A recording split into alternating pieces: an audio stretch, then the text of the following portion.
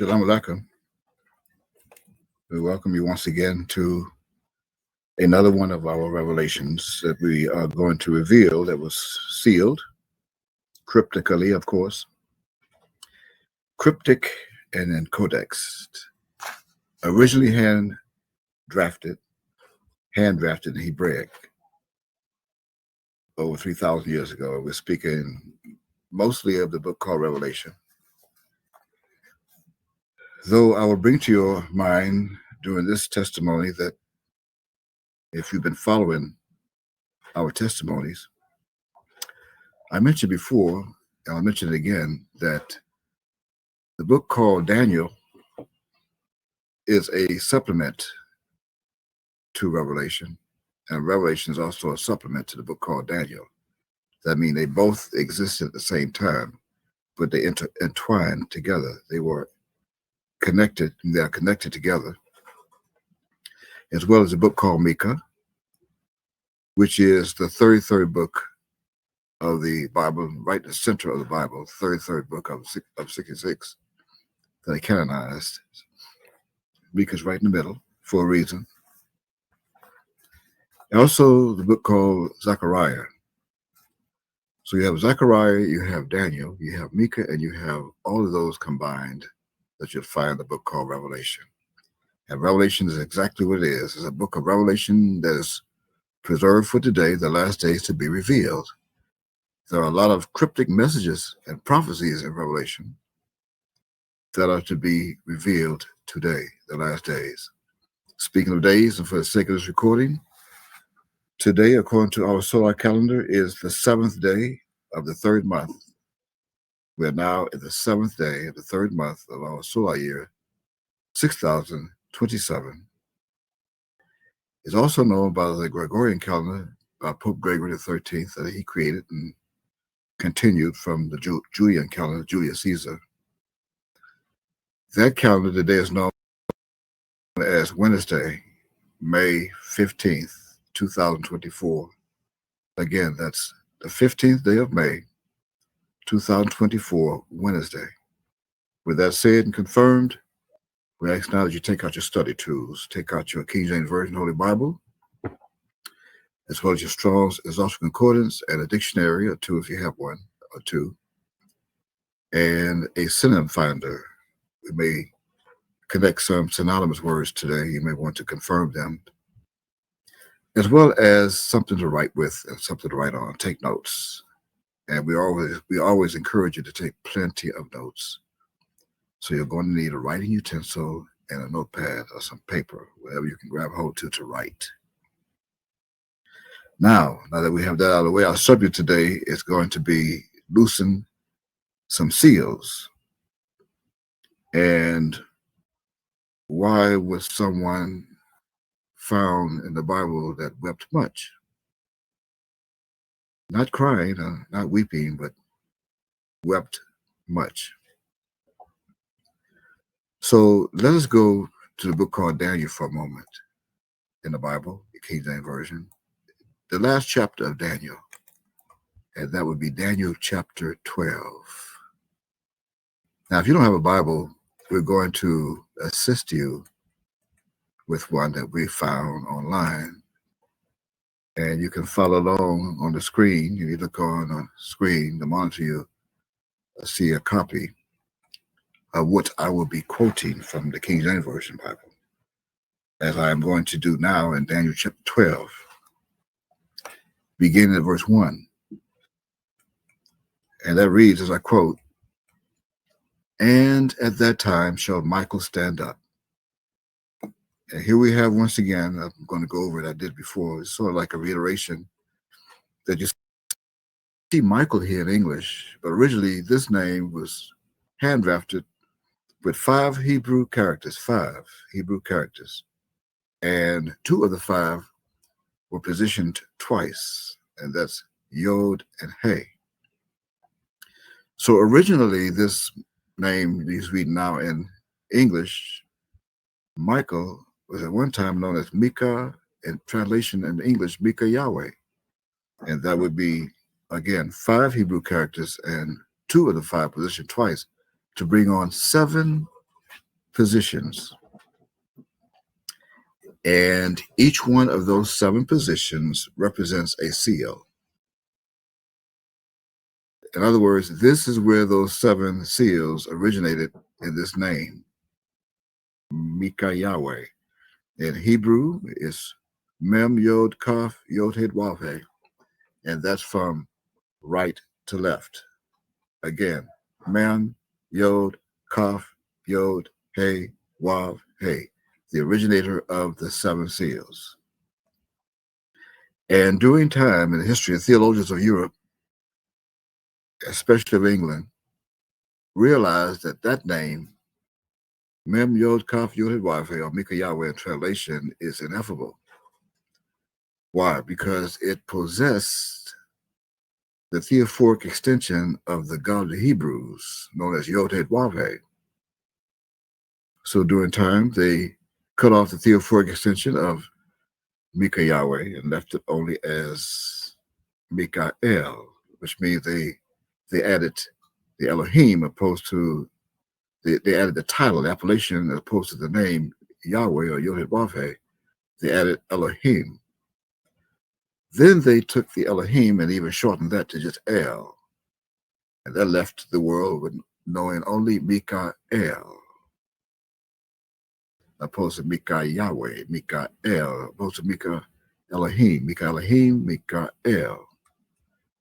Then they went to another transfer and transform and took Mikael and took off the El and left the world with only Mika, M-I-C-A-H. That's now found right in the middle of the Bible, book number 33 from Genesis.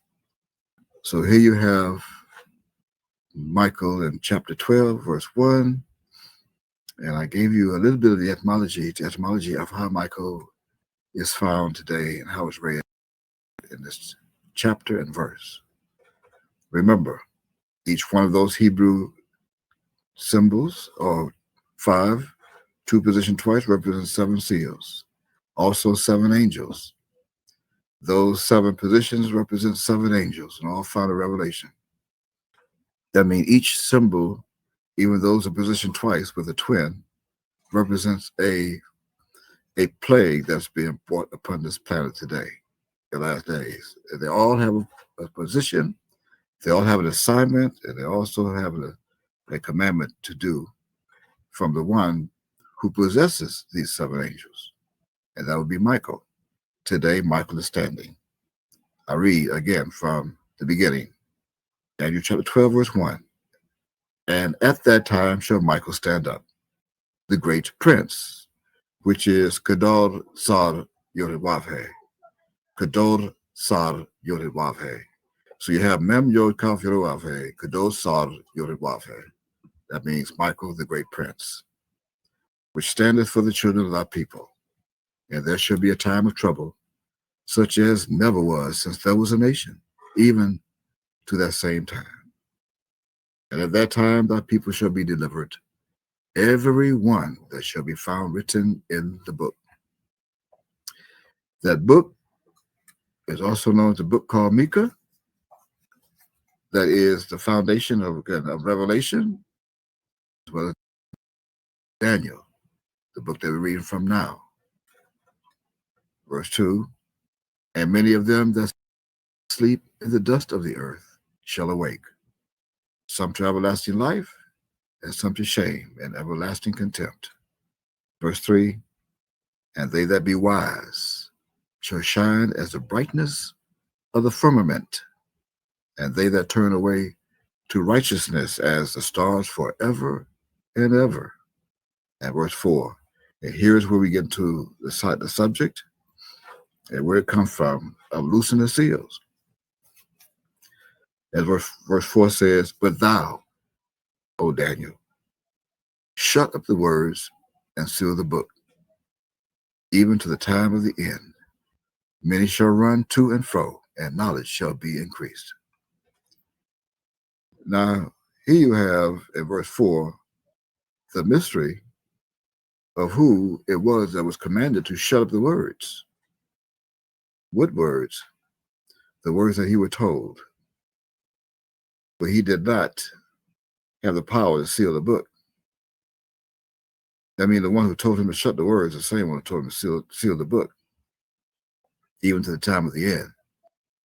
Many shall run to and fro, and knowledge shall be increased. Verse 5 says, I quote, "Then I, Daniel, looked, and behold, there stood other two, the one on this side of the bank of the river, and the other on that side of the bank of the river."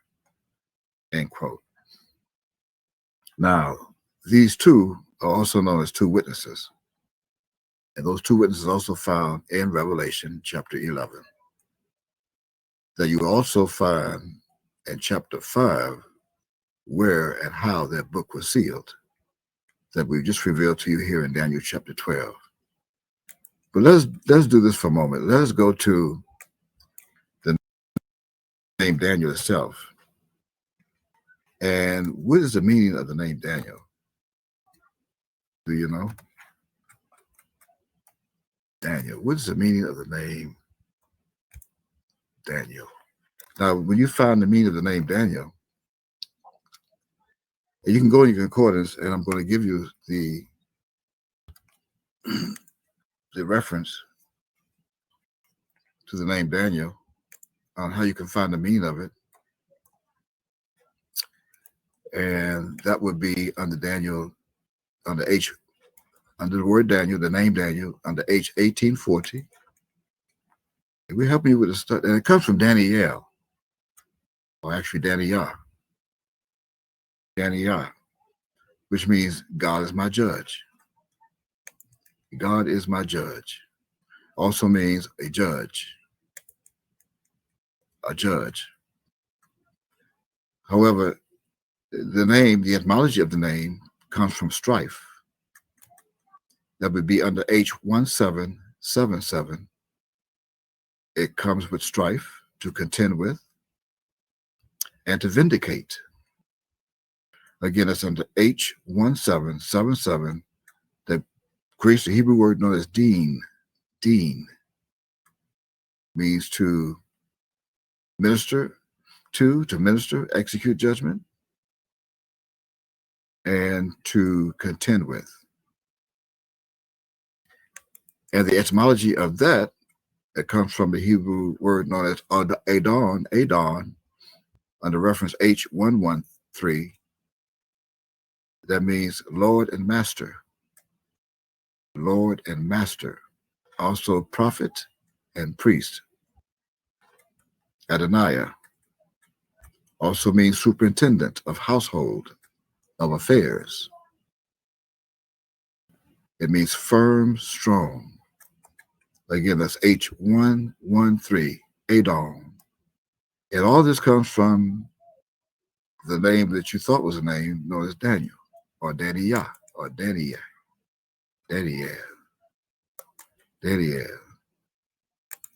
So what are we bringing to your attention here is that somewhere in the future, in the last days, a judge is to come that will be with Daniel. This judge that come will execute judgment and justice in the earth. Justice and judgment in the earth. With that said, go to Micah for a moment, the book called Micah, third book, Micah chapter 7. Micah chapter 7. See the 7? The last chapter. The book called Micah, each angel or each one of those positions represents a chapter of Micah. Each one of those positions that you'll find in Mem Yod Kaf Yod Waf represents a chapter in the book called Micah. It's the only book in the Bible that has exactly 7 chapters. That means each angel is found in a chapter that's empowering that chapter for a prophetic reason that deals with the future, the last days. Here in Micah chapter 7, and in verse 8, I'm going to quote from verse 8, "Rejoice not against me. Rejoice not against me, O mine enemy. When I fall, I shall arise. When I sit in darkness, the Lord shall be a light unto me."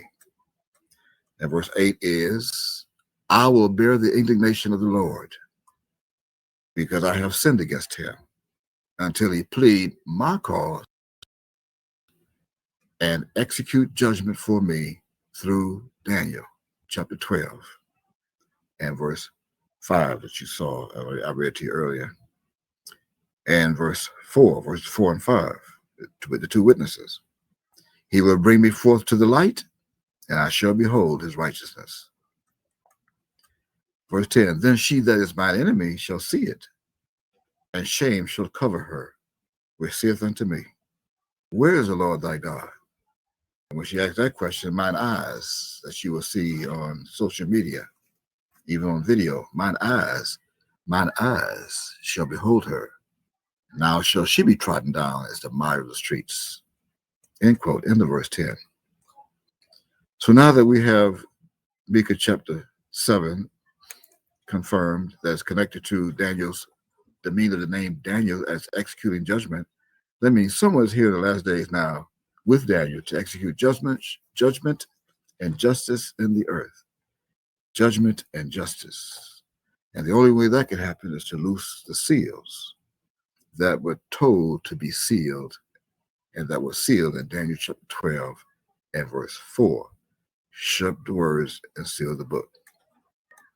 So now let's go and find that, and that would be in Revelation. So let's go down to Revelation chapter 5. Remember verse 5? Verse 5 of Daniel chapter 12? Well, let's go to Revelation chapter 5. And let's begin at verse 1. And that says, and I quote, and I saw in the right hand of him that sat on the throne a book written within and on the backside sealed with 7 seals. Now, the I here that you think is I is actually a Roman numeral 1, but it could be a pronoun.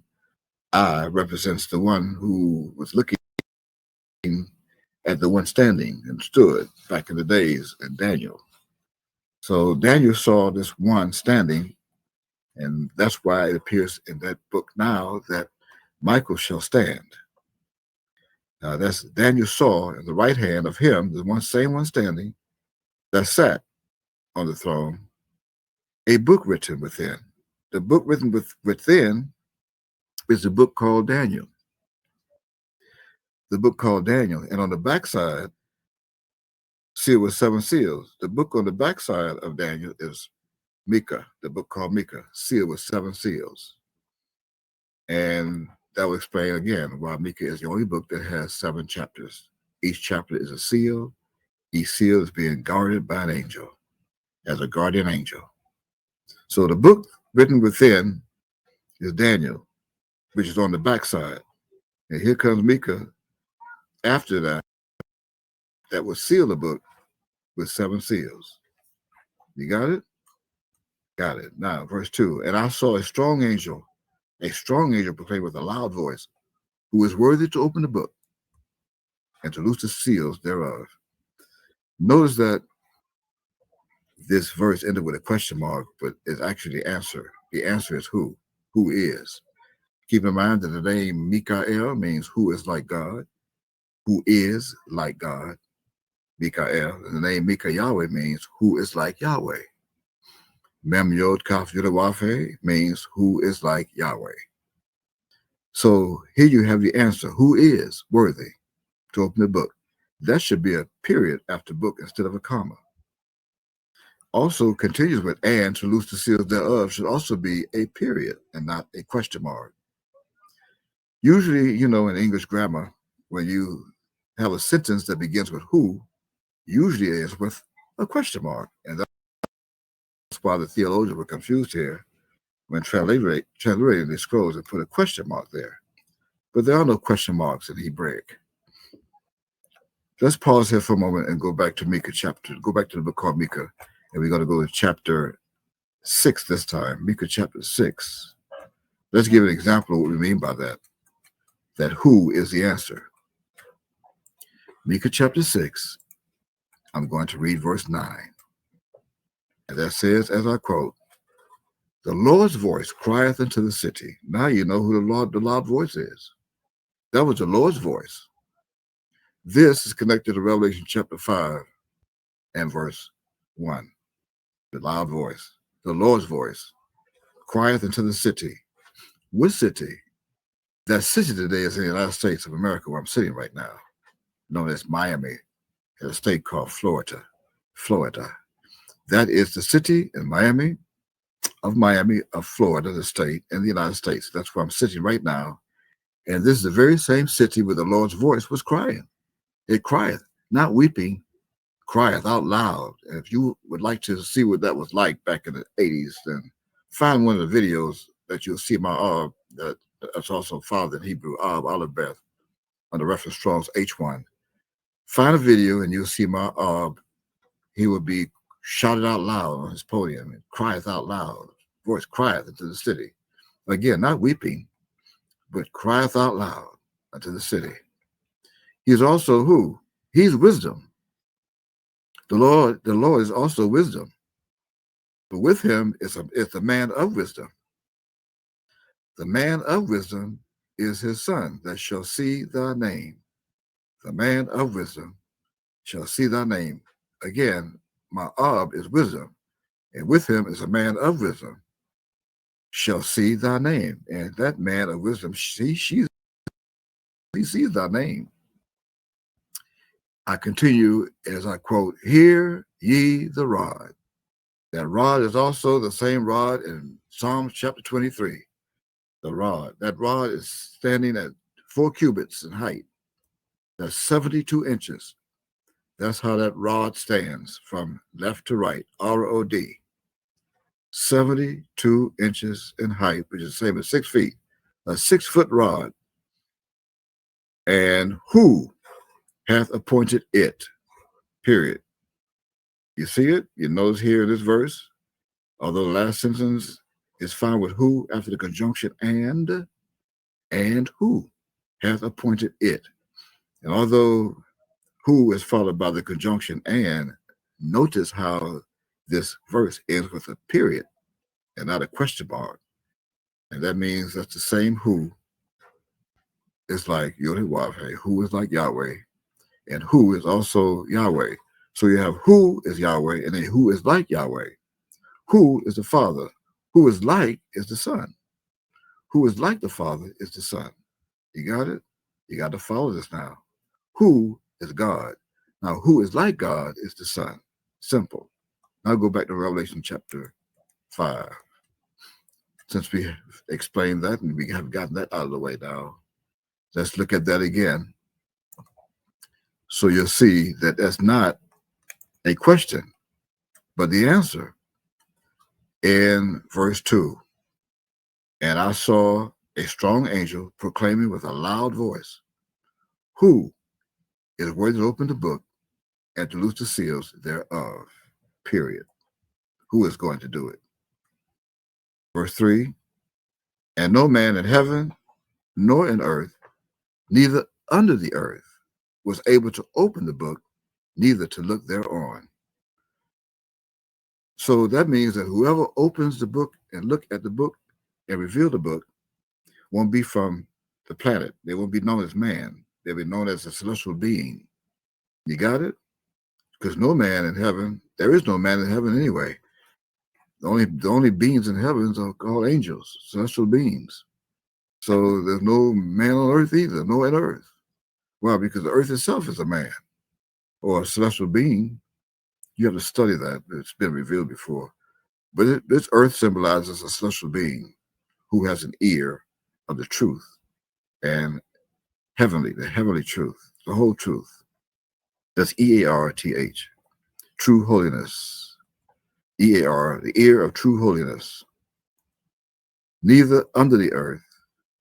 That means no Aquaman, no mermaids under the earth, no fish, no whales, no nothing under the earth can loose or able to open the book or loose the seals. But notice, go back for a moment to verse 2 and notice that at the end of verse 2, it doesn't mention how many seals. It just says loose the seals thereof. It doesn't say how many. Just loose the seals. Opposed to verse 1 that mentions 7 seals. Verse 2 didn't number how many seals there are. And verse 3 Didn't have to mention it at all because no man is worthy to open either one of them, either many or how many there be, or even the seven. Now look at verse 4. And I wept much because no man was found worthy to open and to read the book, neither to look thereon. So who wept much? Who wept much? And what is this wept? You hadn't studied who the wept is, who wept much, or what the wept is, what the wept is, not who the wept, what the wept is. And who is this one who wept much? Well, let me reveal today, while we're at it, that there is only one special being in this Bible, in the history of the world, that wept. Only one. And that would be the Christ. He's the only one that wept. So let's prove that. Because I know some are saying, what you mean? I read all in the Bible that all kind of people wept and were crying. I didn't say crying. I didn't say weep. I say wept. Of course, there were some that were weeping. And there were some that were crying. And there were some that were bewailing. But how come there's only one that wept? He's the only one that wept, the Christ. One Christ wept. Now let's take a look at John chapter 11 in the New Testament. John chapter 11, and we're going to read verse 35. John chapter 11, the shortest verse in the King James Version Holy Bible. John chapter 11 and verse 35. And I'm not going to read that name because it's euphemized. It's a euphemism. And some Bibles would have Yahshua. It's not the name of the Son of God. But for the sake of the euphemism, we're going to use the term, the etymology. We're going to use the appellation Christ. The Christ wept. Christ wept, period. Christ wept. And that wept, that Christ is not the same one in Revelation chapter 5, verse 4. How is that? Well, go back to the word wept. Now you got to go to your concordance. We will assist you if you don't have one. But in the Strong's Exhaustive Concordance, in Strong's Concordance, under wept, you will find out that that word in English, wept, W-E-P-T, appears, is found printed 71 times in the Bible. 71 times and 68 verses. 71 times and 68 verses. You get your concordance there, you'll see. I'm going to open it up for you. That's W-E-P-T, wept. Now, with that wept, it's controlled and being ruled by the English's letter that's known as W. W. And as we look at, let's go back for a moment and look again at Genesis chapter 2. And let's find why no one was found worthy to even look at the book. That's Genesis chapter 2. And look at verse 21, I believe we're going to go look at. Let's look at 21. Genesis chapter 2 verse 21. I quote, "And the Lord God caused a deep sleep to fall upon Adam, and he slept. And he took one of his ribs and closed up the flesh instead thereof." Now, in this verse, you see the word slept, S-L-E-P-T. S-L-E-P-T. That S, the symbol S or the letter S in English, creates another word scientifically known as sun, S-O-N.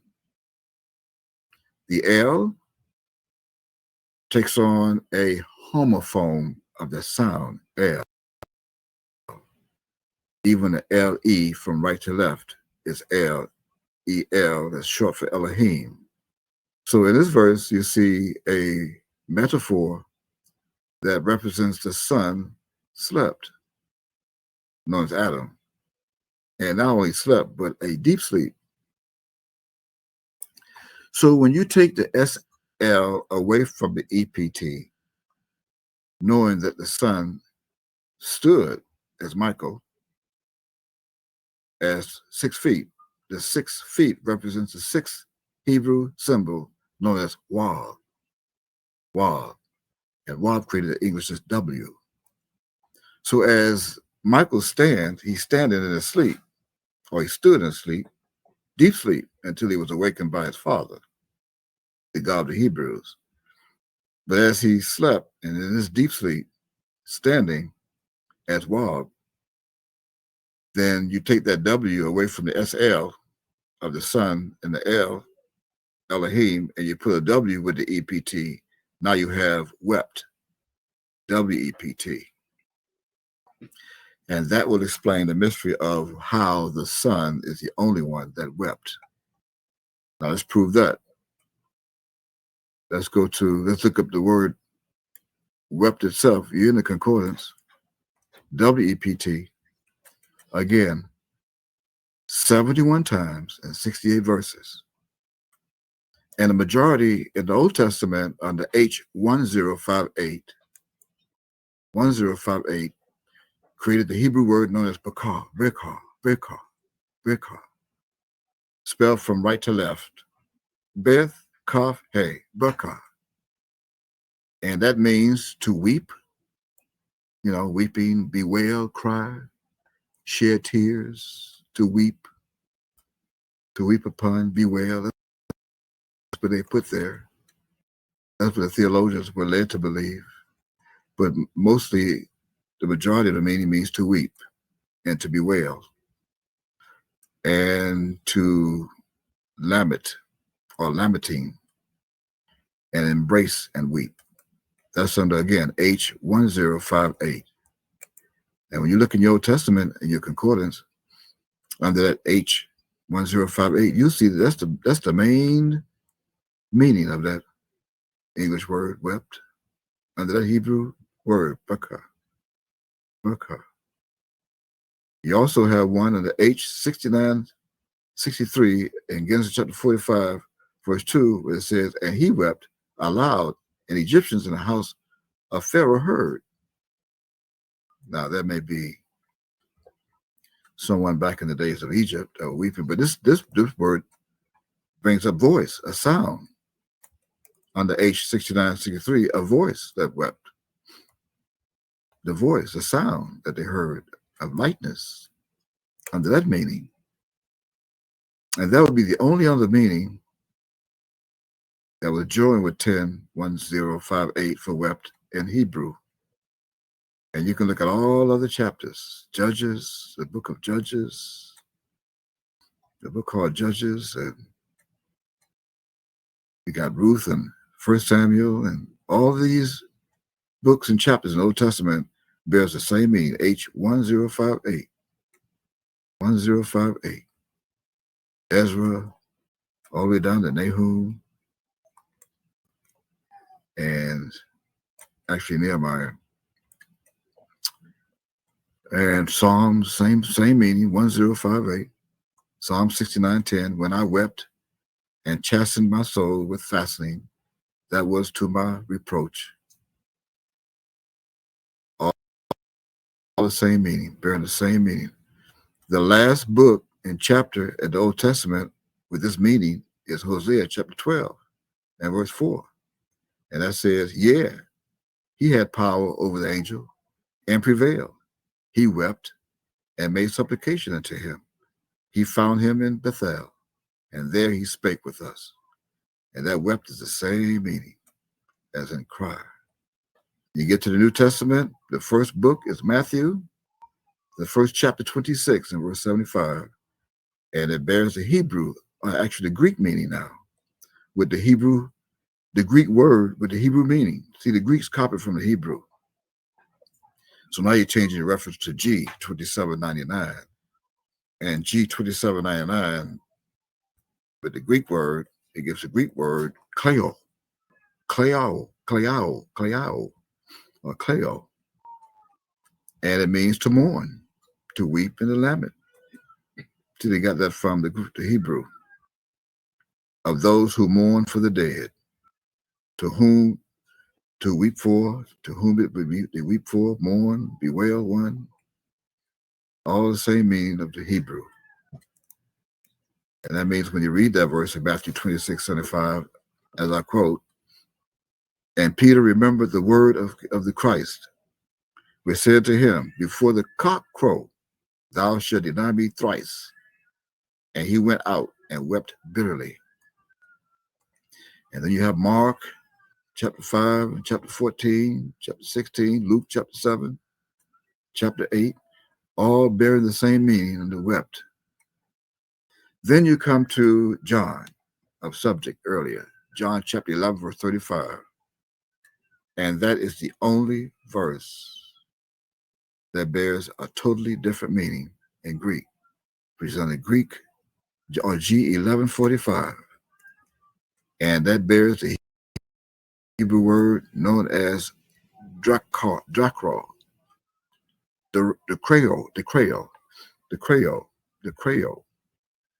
Creole, and that means to shed tears. To shed tears. And the etymology of that word, decro, it says a tear under G 1144. A tear, as in one tear. So that means that the Christ is the only one in history that shed a tear when he wept in John chapter 11, verse 35. One tear, the Christ. Everyone else cried or bewailed or lamented. So now let's go back to Revelation chapter 5, verse 4, and go to your concordance, and you see wept. And in chapter 5, verse 4, which is the last verse in concordance where the word wept is found, in Revelation chapter 5, verse 4, which says, and I wept much, with the same meaning, G 2799. So this one person could not have been the Christ that was found who wept much. But there was someone who was told to seal the book, actually who was told to shut the words, who was with the one who sealed the book. That would have been Daniel. Let's prove that. How was it Daniel? Well, let's go to another verse and book in the Bible, chapter, where wept is found.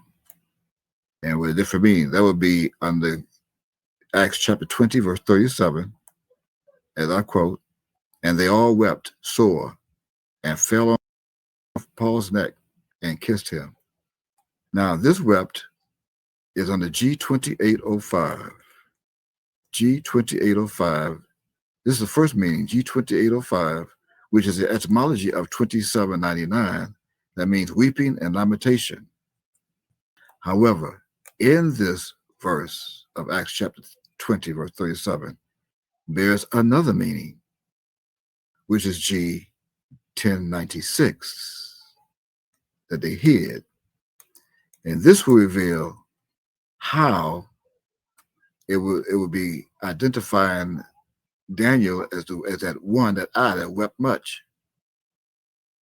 Because this Greek word, gineomia in Greek, it means to become, that is, to come into existence, begin to be, receive being, also to come to pass and happen, of events, also to arise. That's what this Greek words mean.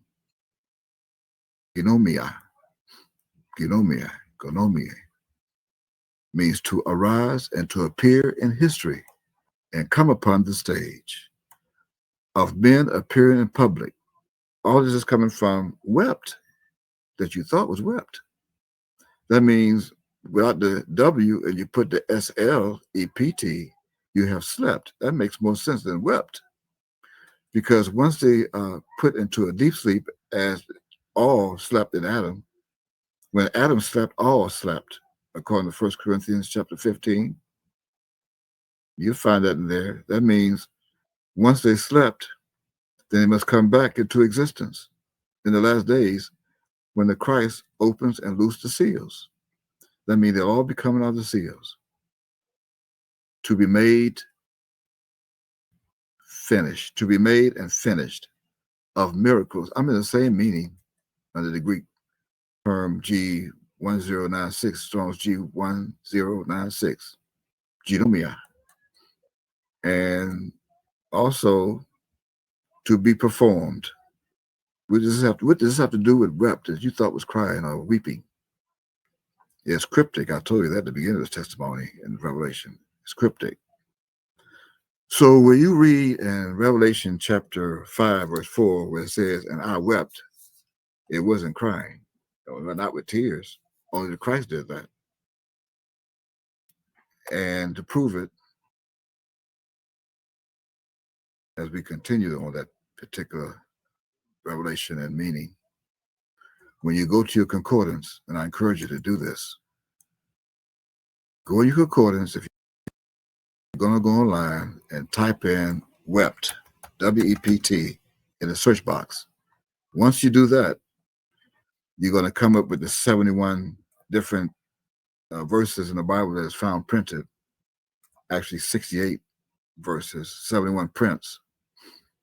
But when you type in M-U-C-H next to that in the search box and click on search, which says wept much, it's going to take you right to Revelation chapter 5 and verse 4. So what does that mean? That means that that is the only verse in the entire Bible where the word wept is followed by much. The only verse, Revelation chapter 5, verse 4, the only place where wept is followed by much. The other verses you're going to find where it says they wept or he wept or and wept, or it's followed by another word, but not much. So now what do you have? Now you go back to the meaning of the etymology of that word that we found in Greek on G1096, and you add much to that, then it's telling you that in Revelation chapter 5, verse 4, it means many will become back into existence. Many will come back into existence. They will begin to be again with Daniel. They will come back when Daniel come back. It will come to pass. It will come to pass, and happen when Daniel returns, as he was promised to come back and be brought back. Then many that were sleeping with him in the dusty earth, as it said in verse 2, then they will wake up to the knowledge of who the Lion of the tribe of Judah is that we're going to read in the next verse in a moment. But we must make extreme emphasis to you that you know that this wept is actually a hieroglyphic.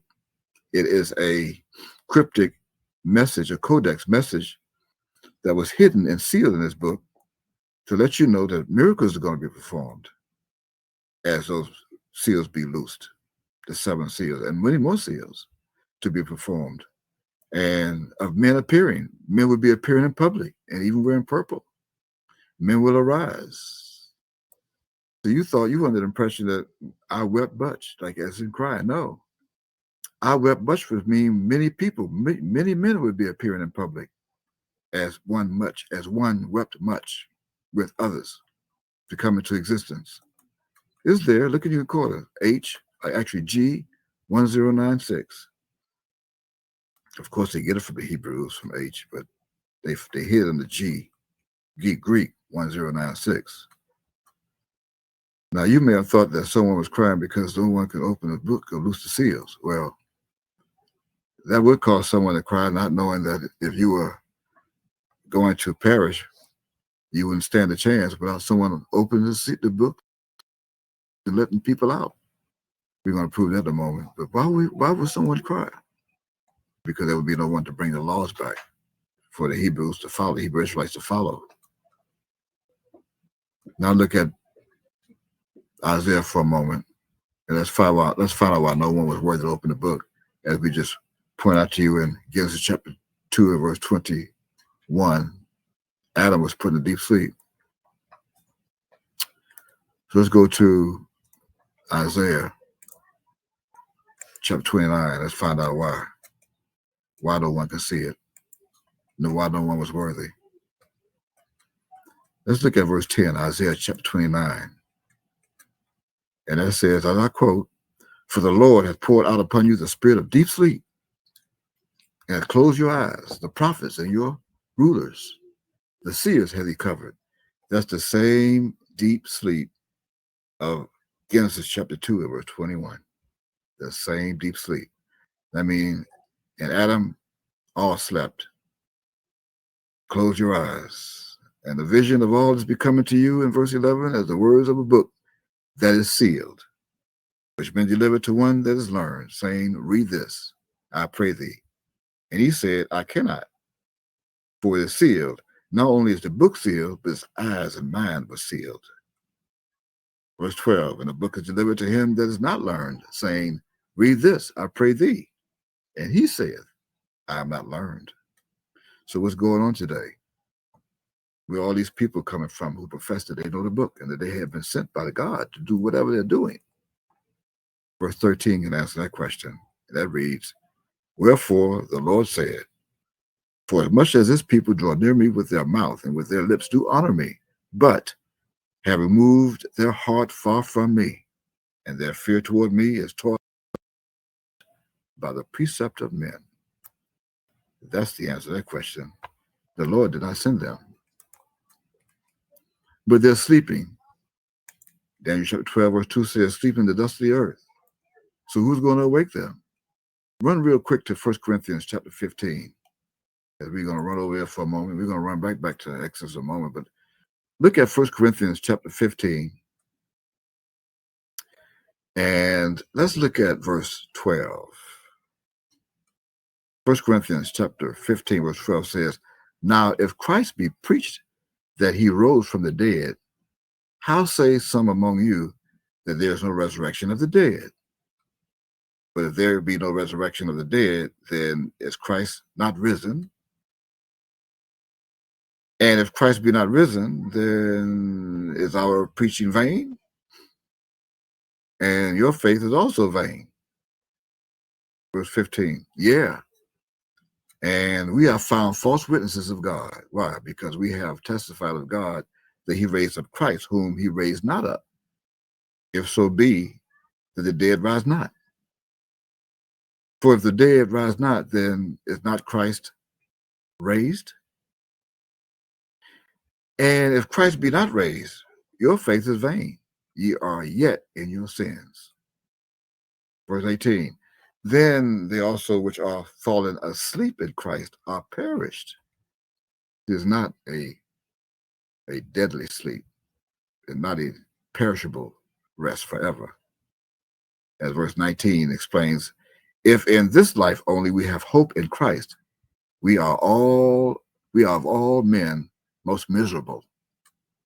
Verse 20, "But now is Christ risen from the dead." Now is Christ risen from the dead, and become the first fruits of them that slept. As those that slept in the dusty earth shall awake, some to everlasting life, and some to shame and everlasting contempt. Right back at Daniel chapter 12, verse 2, as verse 21 says in 1 Corinthians chapter 15, "For since by man came death, by man came also the resurrection of the dead." Verse 22, "For as in Adam all die, even so in Christ shall all be made alive."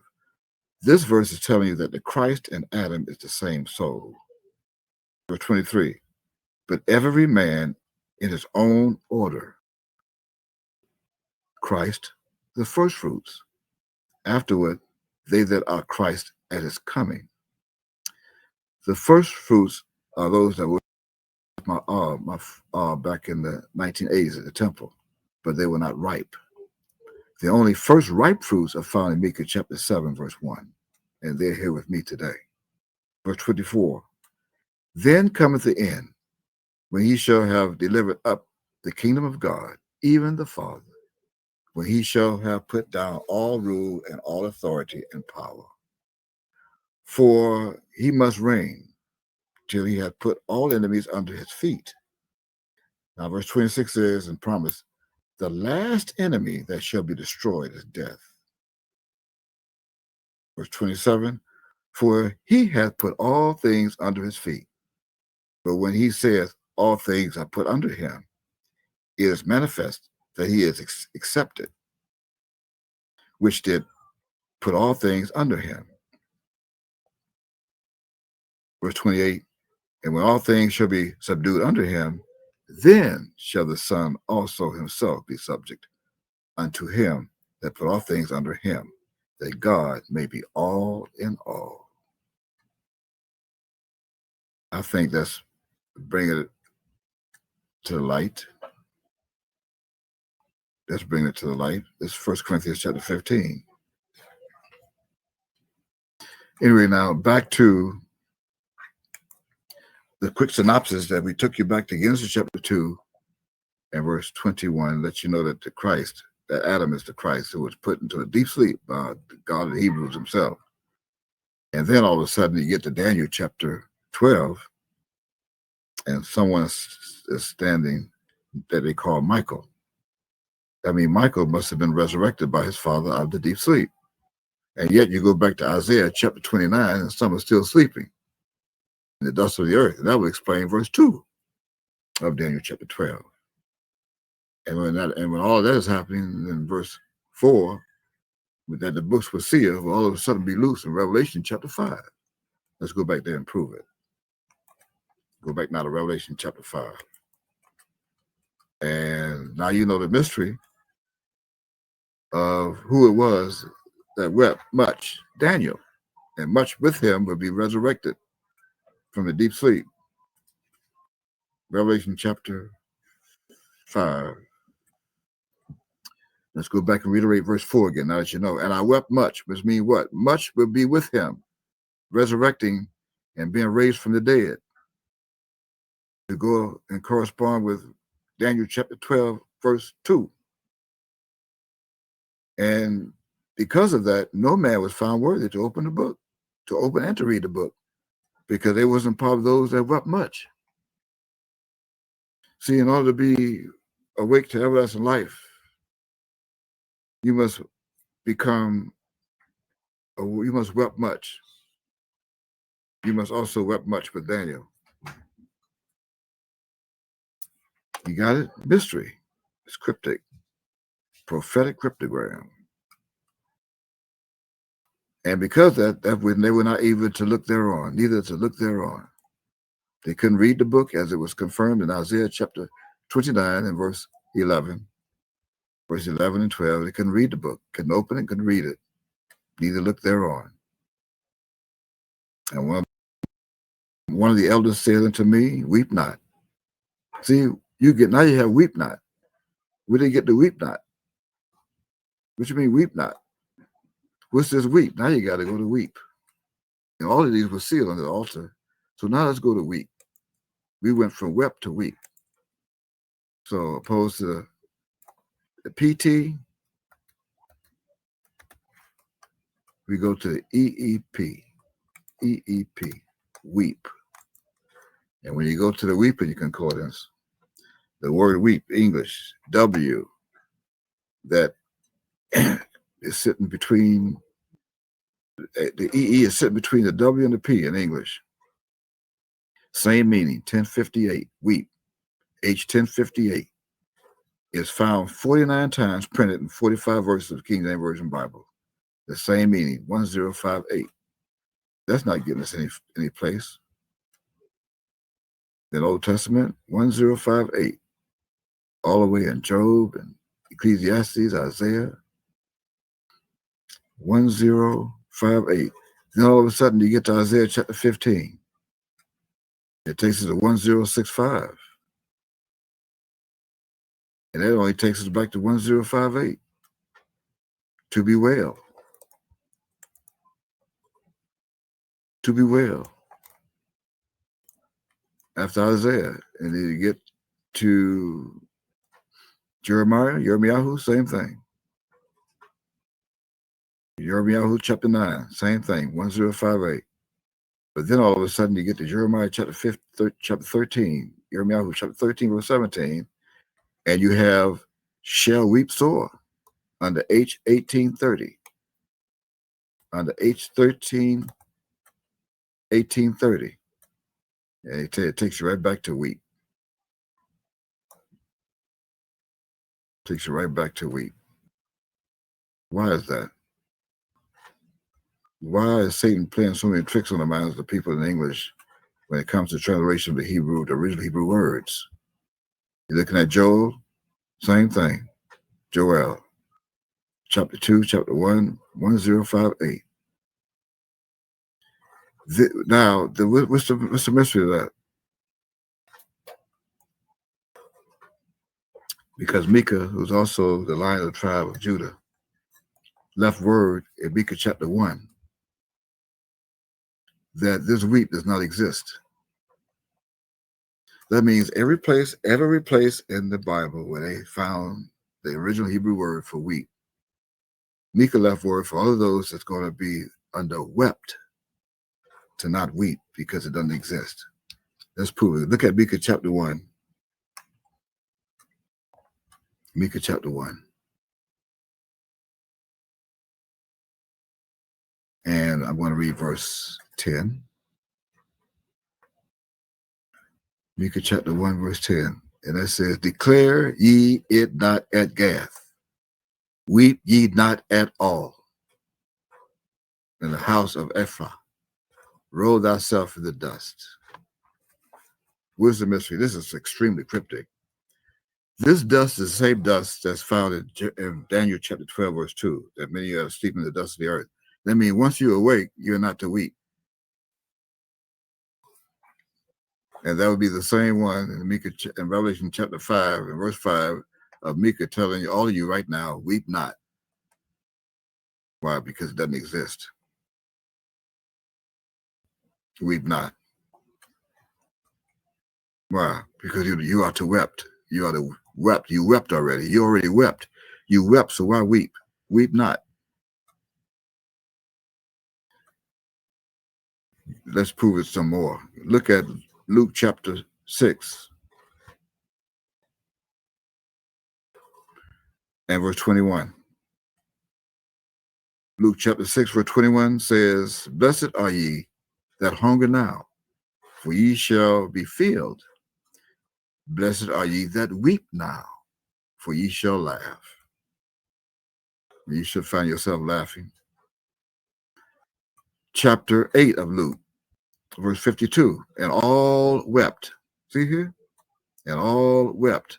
And for the meaning here in the concordance, on the Greek, they have 2799. That makes you think, under the assumption that you're going to be crying or weeping. And at the same time, I read again from the beginning, Luke chapter 8, verse 52, and all wept and bewailed her. But he said, weep not. She is not dead, but sleepeth. This is Christ speaking. See, weep not. Again, she's not dead, and neither are you. So why are you considering weeping that they call weep? Look at chapter 23 of Luke and verse 28. But the Christ turned unto them, said, daughters of Jerusalem, weep not for me, but weep for yourselves and for your children. Did he really say that? How could he say weep not and then tell them to weep for yourselves and for your children? That's a contradiction. Then you go to James chapter 4 and verse 9. It says, be afflicted and mourn and weep. Let your laughter be turned to mourning and your joy to heaviness. Don't you see something's wrong with this picture? You are focused and being hypnotized under the EE, the double E that sits between the W and the P.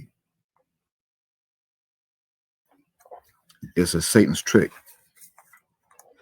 It's deception, fulfilling Revelation chapter 12, verse 9. There are no vowels in Hebrew. Going back to Revelation chapter 5, verse 5, one of the elders said unto me, you know who the elder is, weep not. The same one who said in Micah chapter 1, verse 10, weep not, the same elder.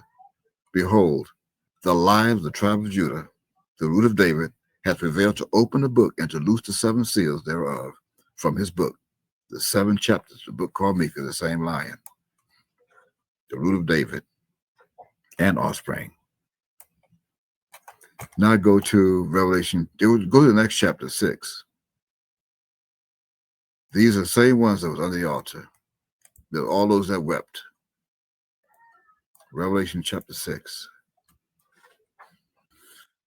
And here's one of the seals. See, all the seals are here in this chapter 6. All 7 seals. Look at verse 5. And when he had opened the 3rd seal, I heard the 3rd beast say, come and see. We went over in another testimony previously that this beast is not what you thought it was. This beast is a celestial being that's come alive. And you must come and see. And I beheld, and lo, a black horse. And he that sat on him had a pair of balances in his hand. And that will explain why you see me on this video wearing black today. A black horse with power. The Lion of the tribe called Judah, Yehudah. And verse 6 says, and I heard a voice in the midst of the 4 beasts. Now you have 4 beasts. Say, a measure of wheat for a penny, and 3 measures of barley for a penny. And see thou hurt not the oil and the wine. And this penny is called a gatter. And this penny, these gathers are what those who wept, those who were found who wept, had paid for their soul for a ransom, so they can be here today. You look it up, you'll find it. This penny is the same as a gatter, and their souls were measured, and they paid a ransom for their soul by these gathers, these pennies, to be here with me today. And they're also known symbolically as oil and wine. Oil and wine. Verse 7 says, he opened the 4th seal. The 4th seal. And I heard the voice of the 4th beast say, come and see. And verse 8, and I looked, and behold, a pale horse, and his name that sat on him was Death, wearing black, and hell followed with him. And power was given to them over the 4th part of the earth, to kill with a sword, to kill with sword, and with hunger, and with death, and with the beasts of the earth. Verse 9, and when he had opened the 5th seal, I saw under the altar the souls of them that paid a penny for their souls, a ransom for their souls of the gatherer that was slain for the word of God and for the testimony which they held and are holding on to right now. And they cried with a loud voice, saying, how long, O Lord, holy and true? See, holy and true, true holiness, E-A-R-T-H, true holiness, holy and true, also known as the earth. Dost thou not judge and avenge our blood on them that dwell on the earth, E-A-R-T-H, holy and true, with your ear. Verse 11, and white robes were given unto every one of them, and they were. Each one of them used to wear white robes, but no longer. Now they're wearing the purple robes that represents royalty. And it was said unto them that they should rest yet for a little season with wearing the white robes, only for a little season. After that little season is over, you're to take off that white robe until their fellow servants also and their brethren that should be killed as they were should be fulfilled and come with purple as they were not wearing purple. As they are not wearing purple. And I beheld when it opened in verse 12, the 6th seal. And lo, there was a great earthquake, and the sun became black as sackcloth of hair, and the moon became as blood. That's the 6th seal. You can look for it. And the stars of heaven fell into the earth, and are still falling today, even as a fig tree casteth her untimely figs when she is shaken of a mighty wind. And the heaven departed as a scroll when it is rolled together. And every mountain and island were moved out of their places. And the kings of the earth, all nations of Europe and Asia, Africa, North, South America, Central America, and the great men, and the rich men, and the chief captains, and the mighty men, and every bondman and every free man, hid themselves in the dens, in the rocks of the mountains, and said to the mountains and rocks, fall on us, and hide us from the face of him that sits upon the throne, and from the wrath of the Lamb. See the Lamb? That's Lamb, and that B is now, the stem of that B is facing up and also down to become P as a lamp, Lamp. For the great day of his wrath is come, and who shall be able to stand? And see, here they have a question mark in that last verse of chapter 6 of Revelation. But notice that this chapter ended with only the sixth seal. The sixth seal, and not the seventh seal. Why? Because the seventh seal is yet to come, that's full of plagues and destruction. The sixth seal is the final, the seventh seal is the final seal. That brings about the total end of destruction. And you don't want me to lose that, but I must. But I must first get my people. I must first bring my people, those who paid a ransom for their soul. I promised that I would reveal that to at the end to Daniel, and I did. That now you know what it means by who wept much, and who are they that were sleeping on the altar that wept. Just remember that only the Christ wept. The shortest verse in the Bible, John chapter 11, verse 35. Everyone else cried and wept, and they also mourned and lamented. But those who weep should not be Hebrew Israelites. You don't have to cry. Let's close with that, and let's prove it. Go to Revelation, stay in Revelation, go to chapter 21, and know the difference from crying and weeping and wept. And let's look at verse 3. It says, and I heard a great voice out of heaven saying, see, the great voice out of heaven, saying, behold, the tabernacle of God is with men. And that tabernacle is the same as the Feast of Tabernacle, which is a man who is now with men. And he, the man, tabernacle, will dwell with them, and they shall be his people, the tabernacle, and God himself shall be with them and be their God. And verse 4, and God shall wipe away all tears from their eyes. Weep not, cry not, lament not, mourn not. And there shall be no more death, neither sorrow, nor crying. Weep not, nor crying, neither shall there be any more pain, for the former things are passed away. As I close, I remind you in verse 5, that says, and he that sat upon the throne said, behold, I make all things new. And what did I say at the beginning of this testimony, as I do always, all of my testimonies, and he said to me, write, and take plenty of notes. For these words are true and faithful. So write, take plenty of notes. With that said, I want to say Toda for joining us. Thank you for joining us today. And I pray that this enlighten your minds, enlighten your souls, that you come before it's too late, because time is at hand. The kingdom of heaven is at hand, people. Time is short. With that, I say Shalom Aleichem. Stay safe, Judah. Stay safe, Yehuda. Praise Yehovah.